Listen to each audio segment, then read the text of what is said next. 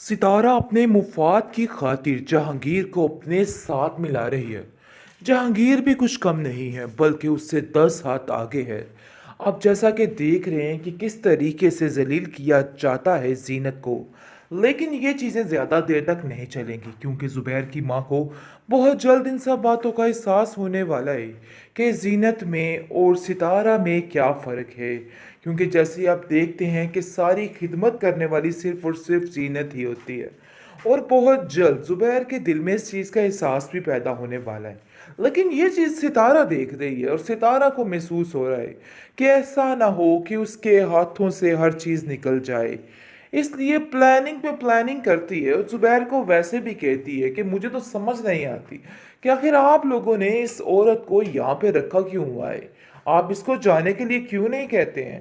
जिसको सुनकर ज़ुबैर का कोरा जवाब होता है कि नहीं, वो मेरी माँ की खिदमत करती है, सारा दिन इस घर के लिए काम करती है।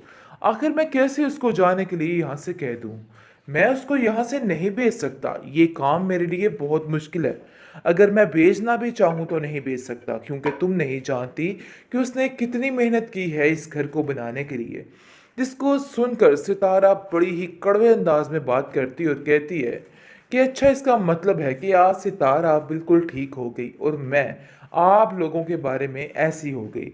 जिसको सुनकर आप देखेंगे कि वो कहती है कि देख लेना कि अब मैं इस लड़की से ऐसा बदला निकालूंगी ना कि लड़की याद रखेगी। वो सीधी जहांगीर के पास चली जाती है और उसको जाके कहती है कि देखो भाई, ये मामला बहुत ख़राब होता हुआ नज़र आ रहा है, तुम्हारे लिए भी ख़राब और मेरे लिए भी ख़राब। इसलिए हमें कुछ भी करके इस जीनत को यहाँ से भगाना है। जीनत पर कुछ ऐसे इल्ज़ामात लगाए जाएंगे ताकि वो लड़की यहाँ से चली जाए, क्योंकि मुझे लगता है कि उसका यहाँ पे रहना बहुत ही खतरे से खाली है। इसलिए जी बेहतर यही है कि इसको यहाँ से रवाना कर दो। जिस पर जहांगीर कहता है कि तुम्हारे लिए तो जान भी हाजिर है, तुम अगर कहोगी, जैसा कहोगी वैसा ही होगा, परेशान होने की कोई भी ज़रूरत नहीं है। जिस पर वो काफ़ी ज़्यादा तसल्ली में आ जाती है और कहती है कि बस हमें प्लानिंग स्टार्ट करनी होगी और बहुत जल्द इस लड़की को यहाँ से रफा दफा करना होगा। लेकिन तुम्हारा ध्यान किसी चीज़ पे नहीं है। आ जाना इधर आंख मटके करके ही तो बिल्कुल भी गलत बात है, और मैं बड़े अच्छे तरीके से समझ रही हूँ कि तुम क्या कर रही हो। क्योंकि सितारा जिस तरीके से छुप छुप कर हर चीज़ को करना चाह रही है और जहांगीर की तरफ माइल होने की कोशिश कर रही है, ये चीज़ बहुत ही खतरनाक उसके लिए साबित हो सकती है और जीनत के लिए बहुत बेहतरीन साबित हो सकती है। आप जीनत को कुछ भी करने की ज़रूरत नहीं पड़ेगी, बल्कि सब कुछ सामने आ जाएगा और हर चीज़ का दावा खुद ही हो जाएगा। आप देखेंगे कि बहुत जल्द असलम से भी जान छूटने वाली है इस बेचारी जीनत की, क्योंकि सितारा को वो एक आग नहीं पाता है। इसलिए वो साफ साफ कह देगी कि ये यहाँ पे मत आया करे, मैं बिल्कुल भी पसंद नहीं करती हूँ। सितारा बहुत ही चालाक किस्म की लड़की है, बार बार अब दिल में लेके बैठ चुकी है और जंग लगा के बैठी है सिद्रा और उसकी माँ से, और कहती है इन लोगों को मैं नहीं छोड़ूंगी। मैंने असलम को तो निकाल ही दिया, लेकिन ये लोग भी इधर नहीं रहेंगे, मैं बारी बारी करके सारा सफाया करती जाऊंगी। लेकिन ये है कि अब उसने अपना माइंड चेंज कर लिया है और वो कुछ और ही ख्वाब देखना शुरू हो चुकी है, जिसकी वजह से आप देखेंगे जी उसके दिमाग में दूर दूर तक सिर्फ और सिर्फ जहांगीर की बातें रह जाती हैं। इसके अलावा कुछ नहीं, कोठी बंगले के अलावा उसको और कुछ याद नहीं आता है। और बाकी उसको रही बात ज़ुबैर की, और ज़ुबैर की हर चीज़ को भूल भुला चुकी है। उसके दिमाग में ऐसा कुछ भी बाकी नहीं रह गया है। उसके दिमाग में सिर्फ और सिर्फ यही बाकी रह गया है कि उसको अब क्या करना है और क्या नहीं करना, और अपनी अगली ज़िंदगी के लिए किस तरीके से हर चीज़ को हैंडल करना है। सिर्फ इन्हीं बातों को लेके वो हर वक्त सोचती रहती है कि वो क्या करे तो सारा मामला ठीक हो जाए। लेकिन जी आप देखेंगे बहुत जल्द ये चीज़ भी सबके सामने आ जाने वाली। सो फाइनली आ गया कहानी में ट्विस्ट, क्योंकि अब जाकर अंदाज़ा हो रहा है ज़ुबैर को कि ये लड़की कुछ दाव पेच खेल रही है और बहुत ज़्यादा परेशान है इसकी वजह से।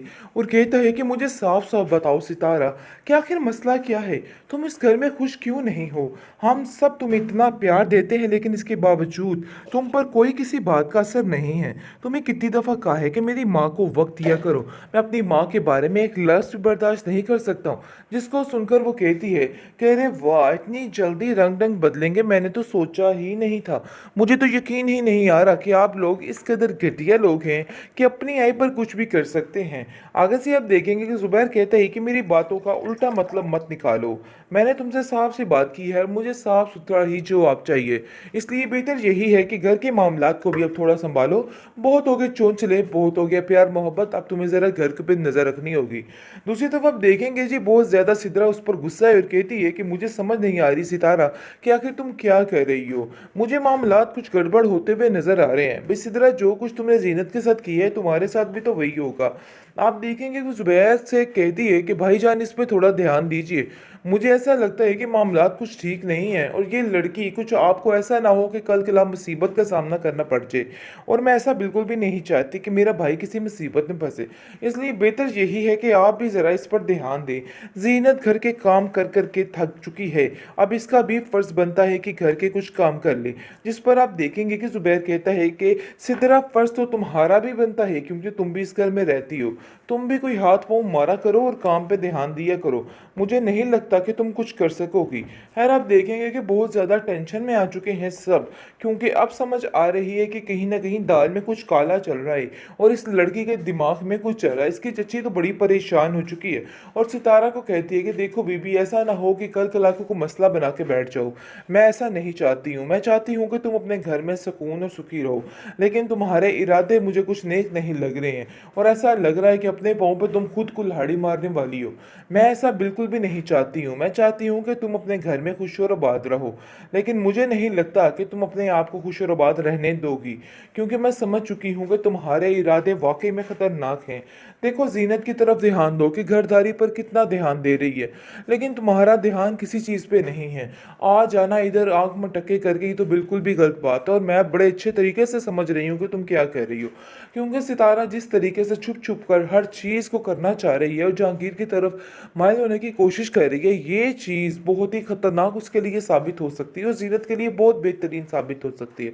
अब ज़ीनत को कुछ भी करने की ज़रूरत नहीं पड़ेगी, बल्कि सब कुछ सामने आ जाएगा और हर चीज़ का दावा खुद ही हो जाएगा।